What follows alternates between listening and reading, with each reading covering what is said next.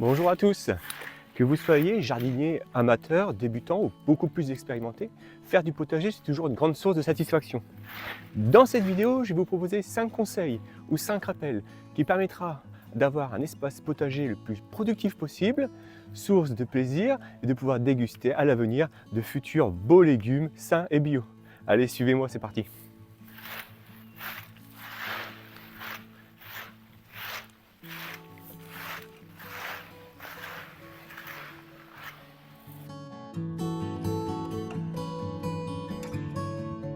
Avant de commencer à planter, il conviendra c'est de choisir bien sûr l'emplacement de son potager et de ses planches de culture. Ces planches de culture doivent être à la fois bien ensoleillées et puis surtout bien drainées. Quand on parle d'ensoleillement, c'est que nos légumes doivent bénéficier d'environ 6 à 8 heures d'ensoleillement dans la journée. L'ensoleillement, c'est favoriser la photosynthèse. Qu'est-ce que la photosynthèse? La photosynthèse, c'est simplement le fait que nos légumes puissent bénéficier et utiliser l'énergie, on va dire, solaire pour récupérer des nutriments et favoriser leur développement.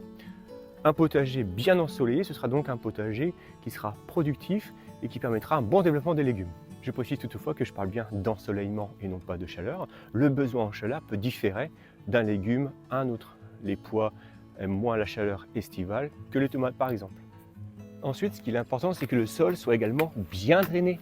Il ne doit pas être trop compact. Le drainage, c'est simplement permettre un bon écoulement et une bonne circulation de l'eau dans le sol. Cela va permettre d'éviter éventuellement un pourrissement des racines et puis une bonne absorption de l'eau par nos légumes. C'est aussi connaître la qualité de son sol. Est-ce qu'on a un sol, on va dire, argileux, un sol sableux? Et là, en fonction de la typologie du sol, on interviendra différemment à la fois sur l'amendement, sur le compost, sur le paillis. Mais c'est également connaître, pourquoi pas, c'est le pH de son sol. Il faut savoir que les légumes, pour bien se développer, aiment un sol, on va dire, relativement soit acide ou proche du neutre, entre 6 et 7. Et donc, favoriser un bon développement et connaître la structure de son sol, c'est très important. Un sol argileux, on le reconnaît facilement parce que c'est souvent un sol qui va être compact. Alors c'est généralement une très bonne terre, mais c'est un sol compact, donc on va toujours chercher par l'apport de compost à le rendre un petit peu moins compact et plus facile à cultiver, contrairement à un sol sableux. Pour ce qui est du pH, alors il y a plusieurs façons de connaître le pH. On parle souvent d'apport de cendres dans le potager, donc là, la cendre également c'est un apport de potasse, donc c'est important, mais ça va également, on va dire, augmenter le pH du sol, donc il faut faire très attention à ça. Pour connaître le pH du sol, plusieurs façons, donc il y a la façon très simple avec du vinaigre blanc. On prend un bout de terre, un peu de vinaigre blanc, et puis si ça mousse, c'est que c'est un sol qui va dire calcaire.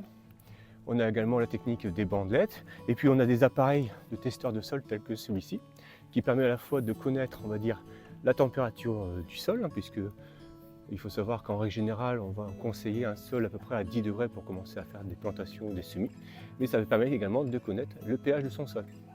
Donc des éléments très importants, un sol bien ensoleillé, un sol bien drainé, et bien connaître la structure de son sol, sableux, argileux, et le pH de son sol, et à partir de là, c'est déjà des bonnes bases pour pouvoir commencer ou développer un potager.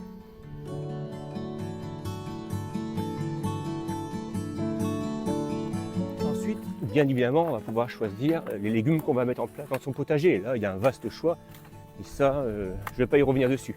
Par contre, ce qui est important, c'est de respecter bien évidemment la saisonnalité. On ne va pas planter des tomates au mois de février, ou on ne va pas planter, comme je disais, des pois au mois de juillet.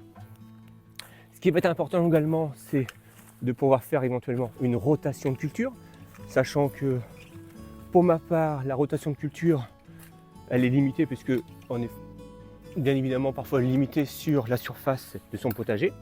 Par contre, moi je fais de la rotation de culture pour ail, oignon et échalotes, puisque j'ai constaté qu'effectivement, ne pas en faire, c'est nuire au bout d'un moment à la productivité du potager. Par contre, je ne l'ai pas constaté particulièrement pour les tomates. On va pouvoir faire également du compagnonnage. Le compagnonnage, c'est simplement associer des légumes les uns avec les autres. Par exemple, les poireaux avec les carottes.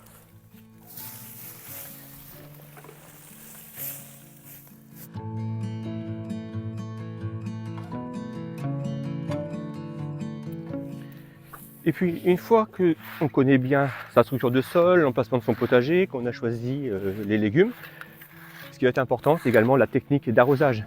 Il va falloir toujours privilégier soit un arrosage tôt le matin ou tard le soir pour éviter au maximum l'évaporation. Arroser plus en profondeur, donc parfois moins souvent, pour favoriser justement à ce que les racines puissent bien bénéficier de l'eau d'arrosage. Privilégier toujours un arrosage d'eau de pluie. Donc pour ça, l'idéal c'est d'avoir des bacs de récupération d'eau de pluie. Et puis on peut privilégier également un système de goutte à goutte pour faciliter la gestion au quotidien. Pour ma part, c'est vrai que j'ai déjà perdu éventuellement des cultures de légumes par négligence de ma part, absence, tout simplement. Donc l'arrosage est également un élément très important. Il faut bien penser que les légumes ont besoin d'eau pour se développer et apporter tout, on va dire, les éléments nécessaires et pouvoir manger des légumes, on va dire, savoureux au jardin.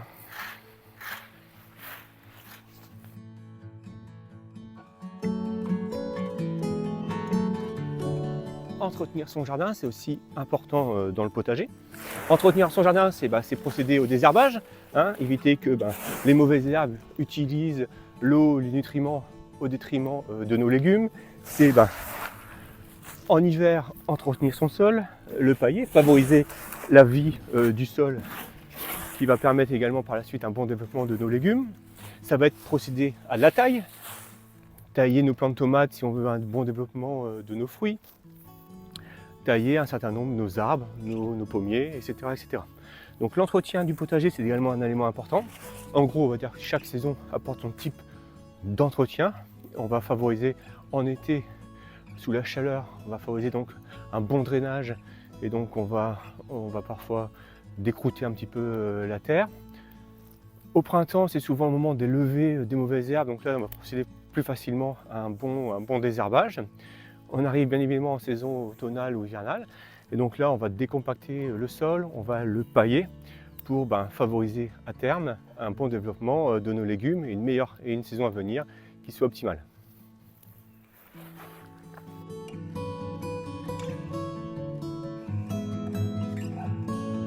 Et puis faire du potager, c'est cultiver ses légumes, mais c'est également se cultiver soi-même.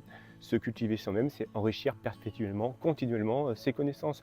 On enrichit ses connaissances par participer par des forums, par des ateliers sur le jardinage ou sur le potager, dans son quartier ou dans sa ville.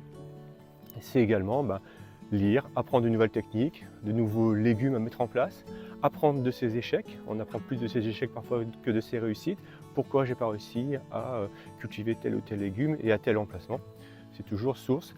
Chaque saison, chaque année, il y a des difficultés particulières. On a eu cette année, par exemple, en 2024, beaucoup d'humidité, contrairement à l'année 2023. Donc c'est pareil, des réussites parfois moindres, mais c'est toujours source d'apprentissage. Donc le potager, c'est échanger, partager, prendre plaisir à cultiver ses propres légumes et à se cultiver soi-même. Je pense que ça, c'est peut-être le plus important. En suivant ces 5 conseils, vous verrez, vous pourrez créer et entretenir un potager qui, j'espère, vous apportera entièrement satisfaction. Alors enfilez vos gants de jardinage, mettez vos mains dans la terre, que vous ayez un potager petit ou grand. Vous verrez que à force d'entretien, à force de travail dans son potager, que je dis de travail, de plaisir dans votre potager, vous verrez que la nature récompensera vos efforts. J'espère en tout cas que cette vidéo vous aura plu. Pour ma part, je pense que ce sera certainement la dernière vidéo de cette année. Donc je vous souhaite à tous et à toutes de bonnes fêtes de fin d'année. Je vous remercie pleinement de suivre mes vidéos et de suivre ma chaîne. C'est toujours pour moi une source de plaisir et puis d'encouragement. D'ailleurs, si vous n'êtes pas abonné, n'hésitez pas. Abonnez-vous à ma chaîne, c'est gratuit et ça ne coûte rien. Et puis moi, je vous dis à plus et à l'année prochaine. Allez, ciao, bye!